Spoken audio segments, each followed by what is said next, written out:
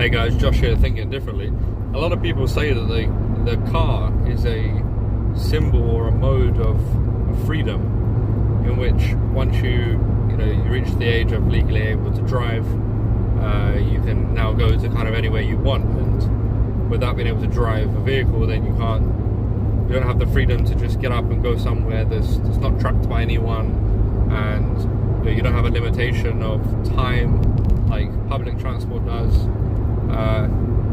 I think it's slightly differently here, because I think transportation, and specifically the car, has come about due to everything expanding and the requirement of other people to work in locations other than in their local community.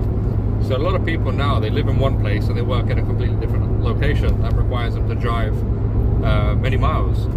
And so if the reason why they work in the first place is because they can't produce their own food, and maybe they don't know how to, or they don't have the land to be able to do that, and they don't have any, most people pay some sort of mortgage or pay rent, in which case they own a vehicle to be able to survive in a sense. And most people don't use their car for any sort of personal luxury or doing something in their spare time. They use it to go shopping, and they use it to go to work.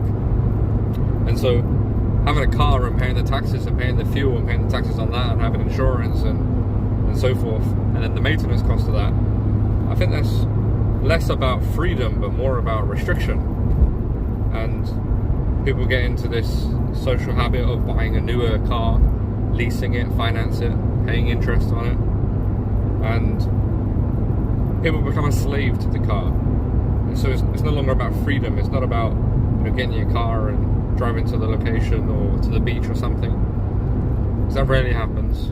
People are more likely to look at the beach on some sort of social media than they are going to actually go to the beach these days. And so then it gets me thinking about a small community, and a community where you don't need cars. And so the form of transportation is a small community with a piece of land of maybe 200 acres.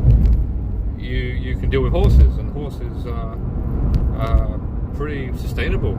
You buy a car and you're going to need another car in 10 to 15 years, and you buy a horse and you just reproduce the horses. I think that is the best form of transportation and the most freeing form of transportation. And a horse, you build a relationship. What do you think? Like and subscribe, comment down below.